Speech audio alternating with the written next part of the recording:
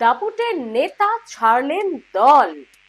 কোন নেতার কথা বলছি, তার দাপট কতখানি, কোন দলে ছিলেন, কোন দলে গেলেন, তার চলে যাওয়াতে তার পুরনো দল কতখানি ক্ষতিগ্রস্ত হলো। 2026-এ তার পুরনো দলের ক্ষেত্রে এই যে তার চলে যাওয়া সত্যি কি একটা বড় ধাক্কা হতে চলেছে। আবার ধরুন অন্যদিকে যে দলে তিনি গেলেন 2026-এর আগে, তারা কতটা লাভবান হলেন এই নেতাকে নিয়ে। আর বলে রাখি বন্ধুরা, এই দাপুটের নেতা এলাকার শুধু দাপুটের নেতাই নয়, দুবারের তিনি বিধায়ক। হ্যাঁ, 2011, 2016 একেবারে যখন সবুজ সুনামি, তখন সেই সুনামির দুবারের বিধায়ক তিনি। তাহলে 2021-এ গেলেন কোথায়? হ্যাঁ, আর এখানেই তো এই দল ছাড়ার লিঙ্কটা কোনো না কোনো ভাবে জড়িয়ে রয়েছে। কিরকম? 2011 তিনি বিধায়ক, 2016 তিনি বিধায়ক, আর 2021-এ তিনি বিধায়ক হবেন ভেবেছেন, মানে দাঁড়াবেন, কিন্তু না, দল তাকে টিকিট দিল না। সেই দল কোন দল? তৃণমূল দল, রাজ্যের শাসক দল। কার কথা বলছি? উত্তরবঙ্গের এক দাপুটে তৃণমূল নেতা। আর এই জন্যই আজকে তো এই আলোচনায় ভিডিও করছি, কারণ বন্ধুরা মনে রাখতে হবে, উত্তরবঙ্গ 2026-এ একটা ভাইটাল রোল প্লে করতে চলেছে এই উত্তরবঙ্গ। এবং যে জেলার প্রত্যেকটি বিধানসভা, যে উত্তরবঙ্গের প্রত্যেকটি বিধানসভা কিন্তু টাফ ফাইট হতে চলেছে তৃণমূল বনাম বিজেপির শক্ত ঘাঁটি। আর সেখানে ধীরে ধীরে নির্বাচনের অনেক আগে থেকে দাঁত ফোটাতে শুরু করে দিয়েছে তৃণমূল। ইতিমধ্যে আপনারা জানেন যে অভিষেক বন্দ্যোপাধ্যায় থেকে তৃণমূল সুপ্রিমো বারে বারে যাচ্ছেন এই একটাই ফোকাসে, কি তাদের পুরো টার্গেট এখন উত্তরবঙ্গ। আর যখন বিজেপি এবং তৃণমূলের দুই টার্গেটই হলো এই বিধানসভা নির্বাচন, তখন সেই নির্বাচনের আগেই দল ছাড়লেনই দাপুটে নেতা। এবার আপনারা ভাবছেন তৃণমূল ছাড়লেন না বিজেপি ছাড়লেন? বাপরে বাপ, অমল আচার্যের কথা বলছি, ইটাহারের প্রাক্তন বিধায়কের কথা বলছি, প্রাক্তন তৃণমূল নেতার কথা বলছি, প্রাক্তন বিজেপি নেতার কথা বলছি।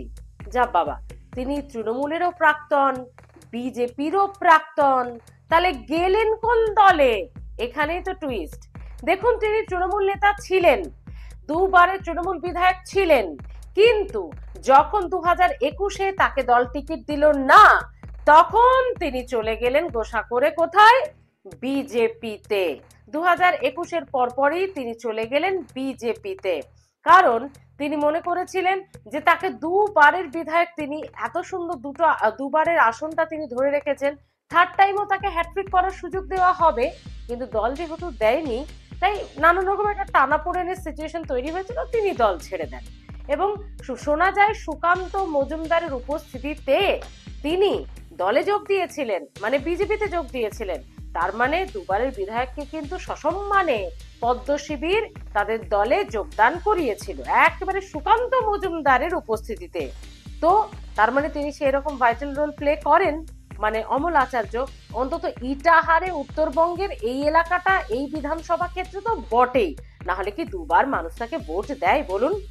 তো কথা হচ্ছে বন্ধুরা, কিন্তু গেলেন বটে, সেরকম কিছু তিনি মানে বসার সেখানে বসাতে পারলেন না। মানে অল্প কয়েক মাস, কিছু দিনে, কয়েক বছরে তিনি বুঝে গেলেন যে বিজেপিটা ঠিক তার ক্ষেত্রে জমছে না, মানে ঠিক মতো যেন সেখানে আসন পাততে পারছেন না তিনি। তারপর থাকলেন না দলে, ছেড়ে দিলেন বিজেপির দলটাও। হ্যাঁ, তৃণমূল ছেড়ে বিজেপিতে এসেছিলেন, বিজেপিও তিনি ছেড়ে দিলেন। তাহলে কোথায় গেলেন 2026-এর আগে? মানে এবার 26 তো এই দুটো দলকে নিয়েই সবাই বলছে যে নির্বাচন মানে দ্বিমুখী, কংগ্রেস এবং সিপিএমরা জোট হবে কি হবে না, কি করবে, আসন সমঝোতা করবে। তো অমল বাবু গেলেন কোথায়? গেলেন কংগ্রেসে। এবং শুধু গেলেনই না, তিনি বেশ কিছু কথাও বললেন। কি বললেন? তিনি বললেন যে তৃণমূল দলটায় আমি ছিলাম, দুবারের বিধায়ক হয়েছিলাম, ইটাহার এবং এই বিধানসভা ক্ষেত্র, এই অঞ্চলে তৃণমূল সংগঠনটাকে আমি মজবুত করেছিলাম।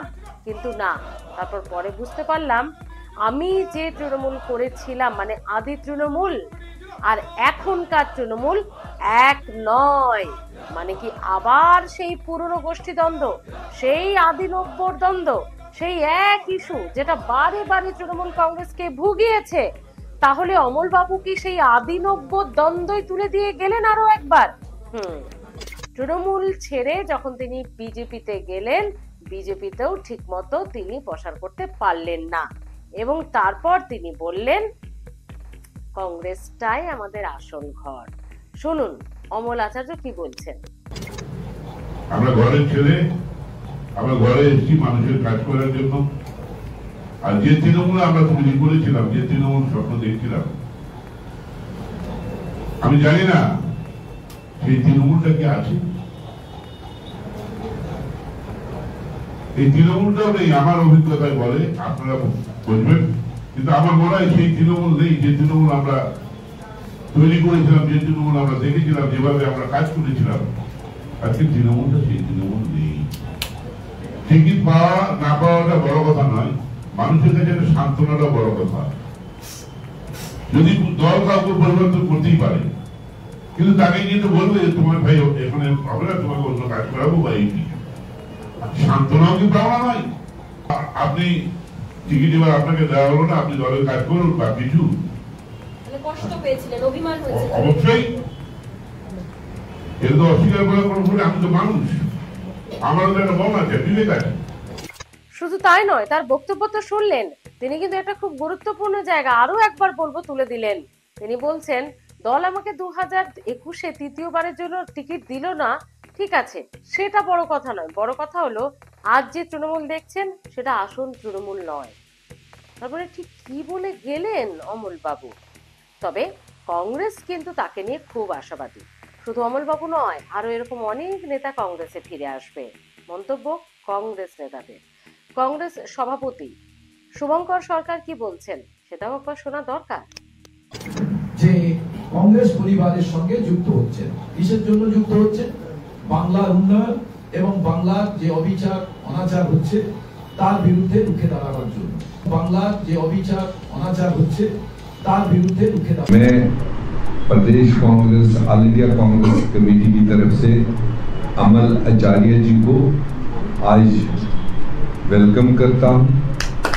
आज ये जो कांग्रेस फॉर्मली ज्वाइन कर रहे हैं और काफी कुछ बंकर जी ने, हमारे जिला अध्यक्ष ने बताया, मगर मुझे जहां तक जानकारी दी गई, अमल आचार्य जी बहुत ही स्ट्रांग आदमी अपने एरिया में रहे हैं और लोगों के साथ में इनका जबरदस्त तालमेल, तभी ये 2 बार वहां से विधायक भी चुने गए हैं, जिला पंचायत के लिए भी ये रिप्रेजेंट किए हैं। তো বন্ধুরা, এই হলো কথা। তৃণমূল ছেড়ে বিজেপিতে, বিজেপি ছেড়ে কংগ্রেসে, সেটা তার ব্যক্তিগত মতামত। কিন্তু আমার প্রশ্ন আপনাদের কাছে, দল কি সত্যি ক্ষতিগ্রস্ত হবে অমলবাবু চলে যাওয়াতে? তার পুরনো দলগুলো, কংগ্রেস কতটা লাভবান হবে 2026-এ? ইটাহারের মানুষজন কি করবেন? কোন দিকে পাল্লা ভারী? অবশ্যই আপনাদের জানা থাকলে গুরুত্বপূর্ণ মতামত দিয়ে যান, ভালো লাগবে আপনাদের কমেন্টস পেলে। ভালো থাকবেন।